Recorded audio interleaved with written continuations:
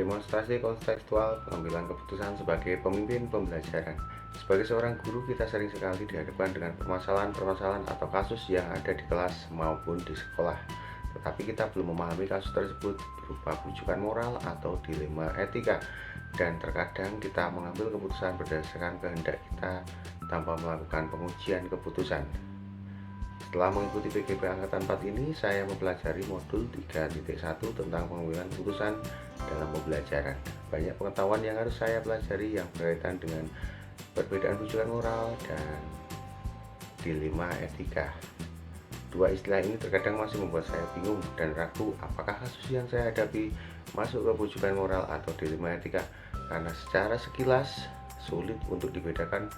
Butuh pengujian pengambilan keputusan dengan penerapan 9 langkah yang harus dilakukan.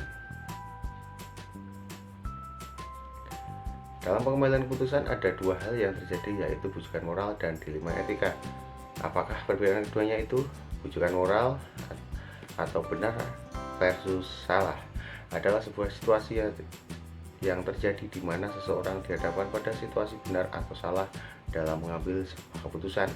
Dilema etika atau benar versus benar adalah sebuah situasi yang terjadi di mana seseorang dihadapkan pada situasi keduanya benar namun bertentangan dalam mengambil sebuah keputusan.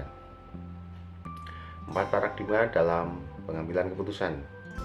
Dari pengalaman kita bekerja kita pada institusi pendidikan, kita telah mengetahui bahwa dilema etika adalah hal berat yang harus dihadapi dari waktu ke waktu. Ketika kita menghadapi situasi dilema etika, akan ada nilai-nilai kewajiban mendasari yang bertentangan seperti cinta dan kasih sayang, kebenaran, keadilan, kebebasan, persatuan, toleransi, tanggung jawab, dan penghargaan akan hidup. Secara umum ada pola, model, atau paradigma yang terjadi pada situasi dilema etika yang bisa dikategorikan seperti di bawah ini. Yang pertama, individu lawan masyarakat dengan istilah individual versus community. Yang kedua, rasa keadilan lawan rasa kasihan atau disebut dengan istilah justice versus mercy. Ketiga, kebenaran lawan kesetiaan, truth versus loyalty. Keempat, jangka pendek lawan jangka panjang atau yang sering disebut short term versus long term. 3 prinsip dalam pengambilan keputusan.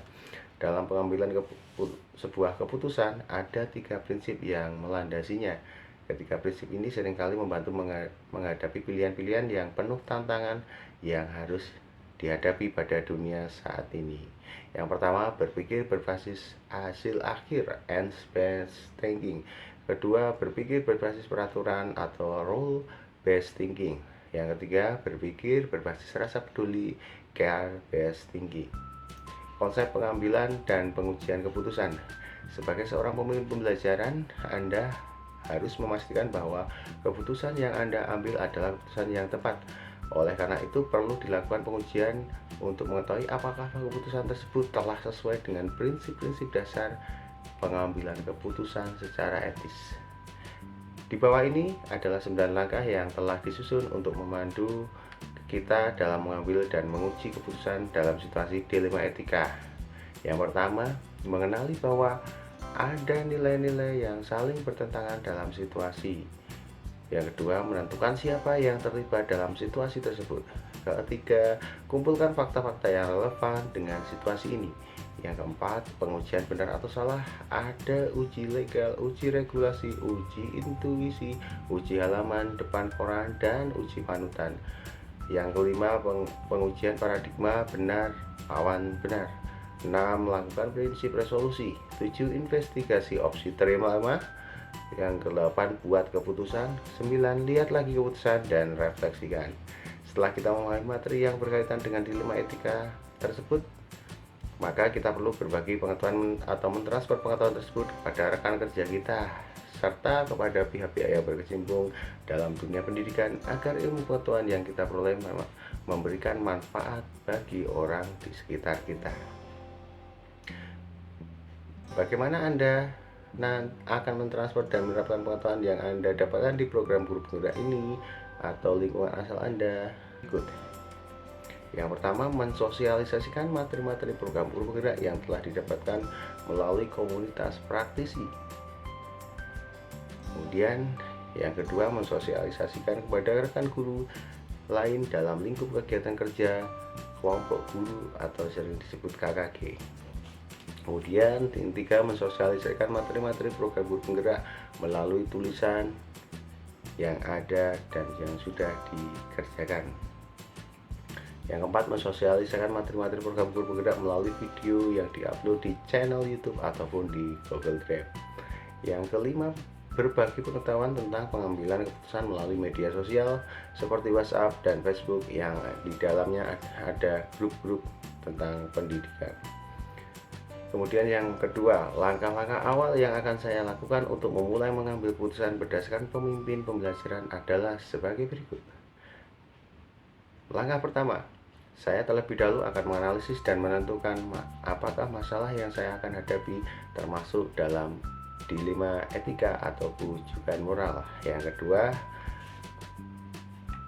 menentukan paradigma apa yang ada pada permasalahan tersebut. Secara umum ada pola, model, atau paradigma yang terjadi pada situasi dilema etika yang bisa dikategorikan sebagai berikut, yaitu lawan masyarakat atau dengan istilah individual versus community.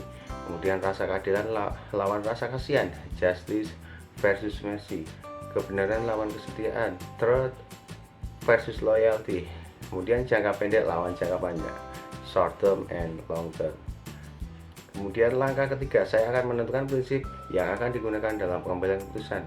Prinsip-prinsip yang dimaksud yaitu prinsip berpikir berbasis hasil, evidence thinking, prinsip berbasis rasa peduli, care based thinking, dan prinsip berpikir berbasis peraturan, rule based thinking. Langkah selanjutnya adalah saya akan menguji keputusan yang saya ambil melalui 9 langkah pengambilan dan pengujian keputusan.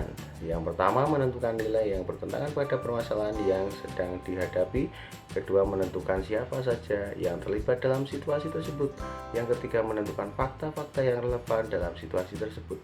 Keempat, melakukan uji benar versus salah dalam situasi tersebut. Kelima, menentukan paradigma yang terjadi pada kasus yang dihadapi. Keenam, menentukan paradigma yang terjadi pada kasus yang dihadapi. Ketujuh, menentukan penyelesaian yang kreatif untuk menyelesaikan masalah tersebut atau yang disebut investigasi opsi trilema. Yang kedelapan, menentukan keputusan yang akan diambil. Kemudian yang 9, melihat kembali keputusan yang diambil dan merefleksikannya. Mulai kapan Anda akan menerapkan langkah-langkah tersebut? Hari ini, besok, minggu depan. Hari apa? Catat rencana Anda sehingga Anda tidak lupa. Baik, penerapan pengambilan keputusan akan saya lakukan ketika saya menemukan studi kasus yang saya alami atau rekan guru lain yang sedang mengalami permasalahan dilema etika. Saya akan langsung membuat jadwal rencana pelaksanaan dengan menerapkan 4 paradigma, 3 prinsip pengambilan keputusan, serta 9 langkah dalam pengujian hasil keputusan.